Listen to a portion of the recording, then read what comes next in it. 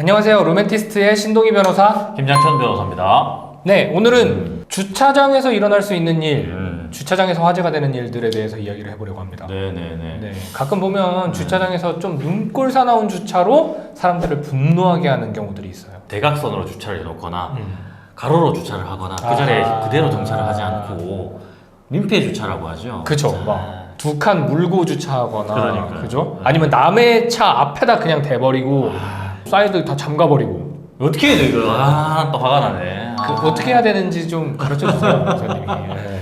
일단은 민폐 주차한 차량에 대해서 우리가 어떤 법조항 이 부분들을 처벌할 수 있는지 여부를 한번 알아보고 네. 이 차량들에 대해서 우리가 사이다라고 하죠. 못 나가게 보복 주차를 한다든지 이 경우에도 혹시나 우리가 처벌받지는 않을지 이 부분에 대해서도 한번 알아보는 게 좋을 것 같아요.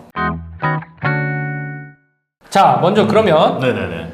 민폐 주차하고 있는 이 주차 차량 네. 소유자들 처벌할 수 있는지. 처벌할 수 있습니다.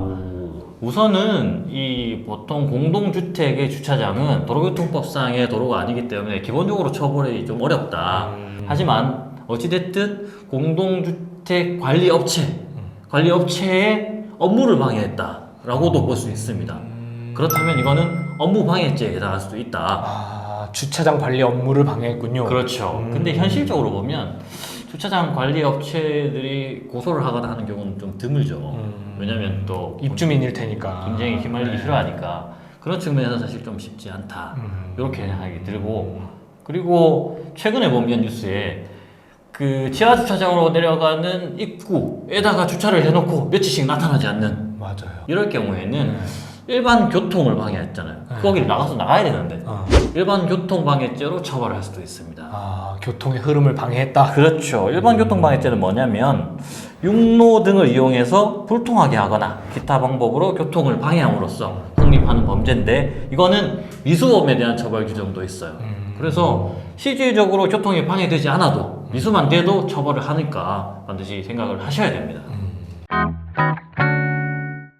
자, 그러면 네. 이렇게 좀 약간 민폐 주차하는 사람들이 실제로 처벌받을 수도 네네, 있다라는 그럼요. 이야기를 하셨는데 이 민폐 주차 차량을 보면 화가 나잖아. 화납니다. 화 나가지고 분노에 찼어. 그래 가서 막 다 이렇게 막 부셔버려?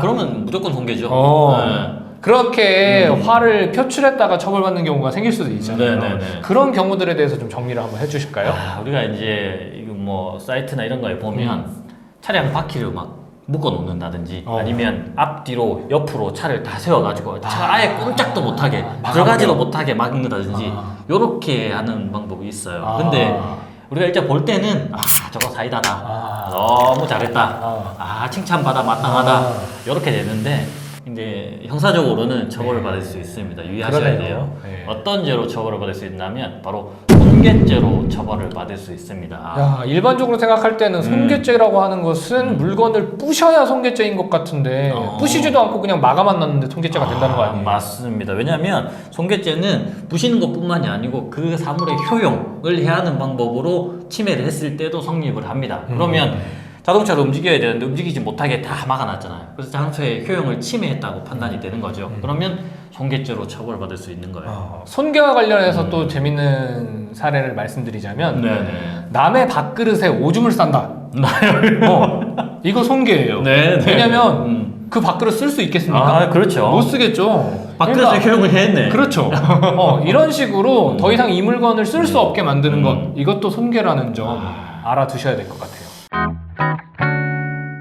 자, 오늘은 김 변호사님과 네네. 주차장에서 발생한 눈살이 찌푸러지는 주차 현황 이야기를 해보았습니다. 주차는 주차 라인에 하셔야죠. 네, 그리고 이건 뭐 가로로 하고 뭐 사선으로 하고 내 차가 소중해서 그렇게 하는 걸 텐데 내 차 소중하면 남차 소중한 줄도 알아야 되고 그럼요. 남도 주차할 자리 필요할 텐데 그럼요. 내가 막 두세 칸씩 먹고 이러면 안 되겠죠? 안 됩니다. 그리고 사이다 교육을 한다고 어찌됐든 내가 그 앞에다 주차를 한다든지 해서 내가 불이익을 받는 일 또한 없어야겠죠. 네, 오늘은 여기까지 말씀 나누겠습니다. 감사합니다. 감사합니다.